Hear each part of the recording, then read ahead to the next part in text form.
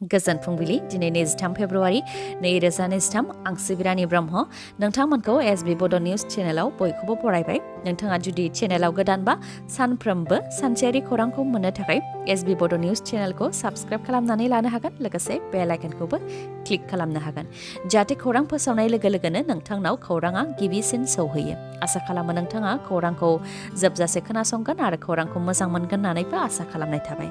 दानिया नोंथाङा खौरांखौ खोनासंलांदो। गसाइगाव हमदों साद' उदखारि ग्रेटार कचबिहार लिबारेशन अर्गानाइजेशन GCLOनि साद' सोद्रोमाफोरखौ हमदों पुलिसा।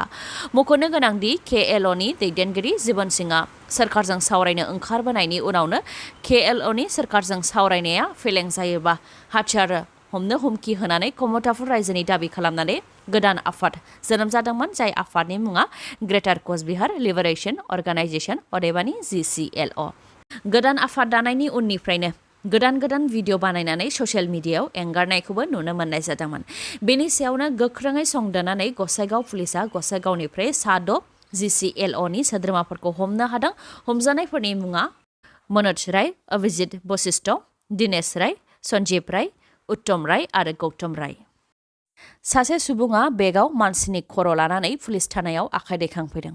गावनि लोगोखौनो दानस'नानै खर'खौ बेगाव सोनानै पुलिस थानायाव सारेन्डार जाफैदों। बे गिख्रंथाव जाथाया आसामनि जरहाटनि टियकआव जादों। बुथारग्रानि मुङा लहित गगৈ आरो बुथारजाग्रानि मुङा फाइचौरा। बुथारनाय जाथाय जाखांनायनि उनाव पुलिस थानायाव सारेन्डार खालामनानै लहित गगैआ गावनि सोमोन्दै फोरमायथिनाय बायदिब्ला बिथाङा सासे गारि सालायग्रा आरो लोगोजों जौ लोंनाय समाव माखासे खोथाखौ लानानै लोगो आरो गावनि गेजेराव नांज्लायनाय जादोंमोन। बेयावनो माखासे खोथाखौ सहायनो हायैयाव बुथारनाय जादों होननानै सिमान लादों। दिनैनिफ्राय सानब्रैनि हाबाफारिजों 62थि बर' थुनलाइ आफादनि बोसोरारि जथुम्माया जागायजेनगोन। क'क्राझार जिल्लानि पाटगावनि रानि कालाइस्रि फोथाराव सानब्रैनि हाबाफारिजों खुंजागोन 62थि बर' थुनलाइ आफादनि बोसोरारि जथुम्माया, जेराव गुबुन गुबुन हादर जेरै बांलादेश आरो नेपाल हादरनिफ्रायबो थान्दैफोरा बाहागो लाफैगोन। बेनि अनगायैबो आसामनि खाथि खालानि रायजोफोर जेरै अरुणाचल प्रदेश, मेघालय, सोनाब बंग आरो गुबुन गुबुन रायजोनिफ्रायबो थान्दैफोरा बाहागो लाफैगोन आरो गेवलां मेलाव आसामनि गिबि मन्थ्रि डक्टर हेमन्त बिश्व शर्माया बाहागो लाफैगोन होननानै फोरमायथिदों आरो गासै 3,000निबो गोबां थान्दैफोरा बाहागो लाफैगोन होननानै फोरमायथिदों बर' थुनलाइ आफादनि गाहाय नेहाथारि प्रशान्त बर'आ। लोगोसे फोरमायथिबावदोंदि बे बोसोरारि जथुम्मायाव बर' थुनलाइ आफादनि गोदान बिबानगिरिफोरखौ सायख'नाय जागोन। बेनि अनगायैबो जायनाखि गोदान सोलोंथाइ खान्थिया इमप्लिमेन्ट जानो थांगासिनो दङ बेयाव बर' बिजोङाव जि जेंनाफोर फैगोन बेनि सायावबो सावरायनाय जागोन आरो बर' माहारिनि जेंनाफोरनि सायावबो सावरायनाय जागोन होननानै फोरमायथिदों। गासैबो रायजो राजाफोरा जाहाथे धोरोमनि फारागथि खालामालासे आरो राजखान्थि फारागथि लाखियालासे दिनैनिफ्राय जानो गोनां 62थि बर' थुनलाइ आफादनि हाबाफारियाव बाहागो लाफैयो बेनि थाखाय खावलायहरदों बर' थुनलाइ आफादनि गाहाय नेहाथारि प्रशान्त बर'आ। सोलिफुबाय थानाय सोरखारा जेबो खामानि मावनो हायाखै, गंसेबो दालां लुनो हायाखै, गंसेबो फरायसालि लुनो हायाखै, गंसेबो मेडिकेल आरो कमिउनिटि हल लुनो हायाखै, लामा बानायनायखौथ' नुनायानो जायाखै। BTRखौ सुइजारलेण्ड बानायनो नागिरदोंमोन प्रमद बर'आ, नाथाय बहा सुइजारलेण्ड, जेरैथिंबो हाद्रि। बे रावा आं बुंनाय राव नङा। तामुलपुराव BPF दोलोनि सावराय मेल खुंनायाव बाहागो लानानै BPFनि दैदेनगिरि गणेश कछारी बिथाङा बे खोथाखौ बुंथिदों। मख'नो गोनांदि BPF दोलोआ दासान्दि गावसोरनि दोलोखौ गोख्रों खालामनो थाखाय दाब दाब जायगायाव जथुम्मा खुंदों, जेराव हाग्रामा महिलारि बिथांखौबो बाहागो लाफैनायखौ नुनो मोननाय जादों। तामुलपुरावबो BPF दोलोआ गावसोरनि पेरेन्ट बडि, इउथ बडि, वमेन बडि आरो तामुलपुरनि रायजो राजाफोरखौ लानानै जथुम्मा खुंदों। बे जथुम्मायाव बाहागो लानानै गणेश कछारी बिथाङा फोरमायथिदों दि लकसभा बिसायख'थि, बेनि उनाव BTC बिसायख'थि आरो MLA बिसायख'थि फारियै 2024, 2025 आरो 2026आव बिसायख'थि जागोन, जेराव BPF दोलोआ देरहागोन आरो BTCखौ सालायगोन होननानै बुंथिदों बिथाङा। जायनाखि BPF दोलोआ दा सोरखाराव गैया अब्लाबो गोबां सुबुंफोरानो जथुम्मायाव बाहागो लाफैदों। बेनि सायाव खौरांगिरिया सोंथि खालामनायनि सायाव गणेश कछारी बिथाङा फिननाय होयोदि दानि सोरखारा जोबोद गेदेर समायखिरा होयो। थांनाय बिसायख'थिनि समाव नखर साख्रि होनो खोथा होदोंमोन, ना फानग्रा, बन फानग्रा साफ्रोमनोबो PMAOY न' होनो खोथा होदोंमोन आरो आइजोफोरनो 75,000 रां होनो खोथा होदोंमोन। नाथाय मोनसेखौबो मावफुंनो हायाखै, जायनि थाखाय बर' रायजो राजाफोरजों लोगोसे अना बर'फोराबो गासैबो बाहागो लाफैदों आरो जेसेबां आसा खालामदोंमोन बेनिख्रुइ बांसिन सुबुंफोरानो नुजाथिफैदों होननानै फोरमायथियो गणेश कछारीया। बेनि अनगायैबो जौगालु खामानिनि सायावबो गणेश कछारी बिथाङा बुंथिबावदि सुख्लाय सेरफाङाव मोनदाइन बान्दोनि थाखाय सेंसन जादों बेबो बिपिएफनि समाव प्रप'जाल हरनायमोन बेयाव बिपिएफनि 100% बिहोमा दं नाथाय दानि सरकारनि जेबो बिहोमा गैया होननानै बुंथियो बेनि अनगायैबो सुख्लाय इरिगेसनाव 259 कौटि रांनि एक्सटेनसन रिनोवेशन एन्ड मडार्नाइजेशननि थाखाय प्रमद बर'आ बेखेवनाय हाबाफारि लादोंमोन आरो बेनि अनगायैबो बिटिसिनि इरिगेसननि इएमआ मोन 100 बिथांखिफोरा दिल्लीनिफ्राय फैगासिनो होननानै बुंथिदोंमोन नाथाय बेफोर बिथांखिफोरा दिल्लीनिफ्राय ओरैनो फैयाखै हाग्रामा महिलारि दैदेननाय बिपिएफ सरकारनि समाव दिल्लीयाव प्रप'जाल हरनाय जादोंमोन होननानै फोरमायथिदों गणेश कछारीया आरो बेफोरनि थाखाय 2019 मायथाइयाव जटेक खालामहोदों आरो इन्जिनियारफोरखौ फिल्डआव लांनानै सार्भे खालामहोदों बेफोर गासैनिबो रेकर्डआ दंजोबो जुदि गोनांथि जायोबा दिन्थिनो हायो होननानैबो बुंथियो गणेश कछारीया डक्टर हेमन्त बिश्व शर्मा बिथांनि दैदेननायाव आसाम केबिनेटआव माखासे थांखिफोर लानाय जादों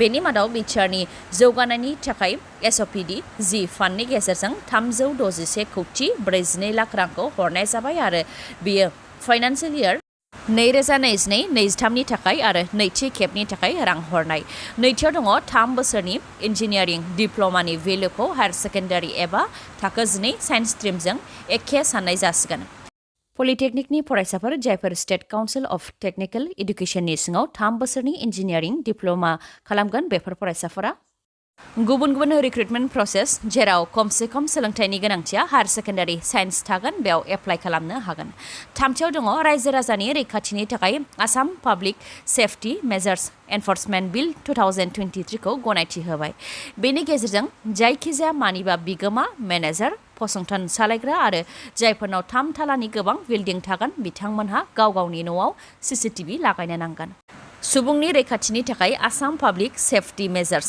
एनफर्समेन्ट बिल 2023 खौ गनायथि होनायनिफ्राय लानानै 6 दाननि गेजेरावनो नङाब्ला फालांगियारि फसंथानफोरनि लाइसेन्सखौ रिनिउवेल खालामनायनि सिगांनो सीसीटीवीखौ लागायनो नांगोन आरो 30 साननि थाखाय सीसीटीवी फुटेजखौ लाखिनो नांगोन आरो बेफोर थांखिनि अनगायैबो आसाम केबिनेटआव माखासे थांखिफोर लाबावनाय जादों बेनि अनगायैबो 1 लाख लाइमोनफोरखौ साख्रियाव थिसननो खोथा होनाय लेखायै 10 मे अदेबानि डक्टर हेमन्त बिश्व शर्मा दैदेननाय सरकारा 2 बोसोर आबुं जानाय सानखालिनो खेबसेयैनो 40,000 लाइमोनफोरखौ साख्रियाव थिसनगोन होननानैबो खोथा होयो आसामनि गिबि मन्थ्रि डक्टर हेमन्त बिश्व शर्माया गुवाहाटीआव आबहावा गुबुंले जानाया बांदों थांनाय दान मोननैनिफ्राय बार गुबुंले जानाया गोबां जादों जायनि थाखाय 6 दाननि उन्दै गथ'सानिफ्राय लानानै 5 बोसोर बैसोनि उन्दै गथ'साफोरा हां लानायाव जेंना मोननो गोनां जादों Guwahati medical college hospital GMCH निफ्राय फोरमायथिनाय बायदिब्ला निउमोनिया आरो आस्थमा जानायनि थाखाय सानफ्रोमबो 10निफ्राय 15 उन्दै गथ'साफोरखौ देहा फाहामसालियाव थिसननो गोनां जायो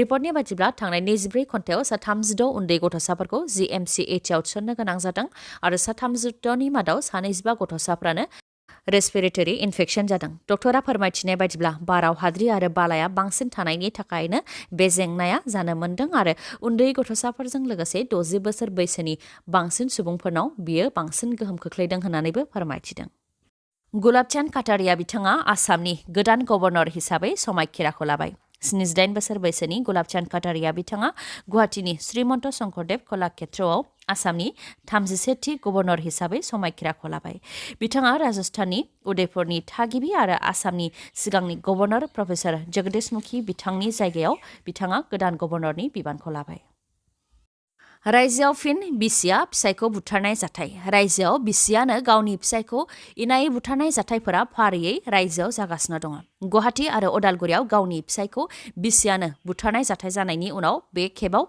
सिलचराव बिसियानो गावनि असे फिसायखौ गोफार हाथियारजों सुनानै बुथारदों सिलचरनि मेहेरपुर काभिउरायाव जादों बुथारनाय जाथाया बुथारग्रा बिसिनि मुङा मापि बेगम आरो बुथारजानाय फिसायनि मुङा फारमिन उद्दिन लास्कार बिथांमोनहा गुबै हाइलाकान्दिनि थागिबि नाथाय बिथांमोनहा सिलचराव न' भारा लानानै थायोमोन मापि बेगमा अजद होनाय बायदिब्ला फिसाय फारमिन उद्दिन लास्कारा जौ लोंनानै सानफ्रोमबो बिसिनि सायाव हाराहास्ति खालामोमोन जायनि थाखाय रागा जोंनानै आरो फिसायनि इनाय अनागारखौ सहायनो हायियाव गोबौ हाथियारजों सुनानै बुथारदों होननानै सिमान लादों मख'नो गोनांदि बुथारजानाय फारमिन उद्दिन लास्कारा सासे अट' सालायग्रामोन आरो बिथांमोननिया 2 फिसा दंमोन फिसायखौ बुथारखांनायनि उनाव बिसि मापि बेगमा गावनो सिलचर पुलिस थानायाव सिमान लाफैदों बेनि उनावनो गासैबो जाथाया सोराङाव फैदों मोनसे फोसावनाय मानास अट' श'रुम आरो MMH हन्डा श'रुमा नोंथांमोननि थाखाय गोलोम बोथोरनि अफार लानानै फैदों। अफारफोरा जाहैबाय गंसे टेबोल फेन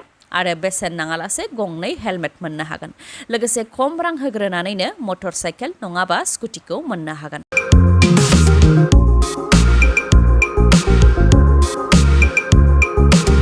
आरो एकाउन्ट गैयाब्लाबो फाइनान्सआव खालामनानै हरगोन।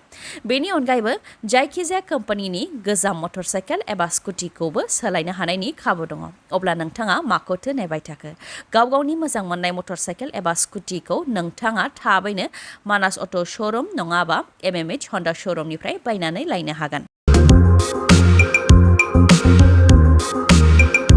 मानास अट' श'रुमनि थावनिया मानिकपुर पुलिस थानानि साखाथियाव आरो इन्डियान अइल पेट्रल पाम्पनि उल्था दिगाव आरो MMH हन्डा श'रुमनि थावनिया चिरां जिल्ला काजलगावनि पेट्रल पाम्पनि साखाथियाव।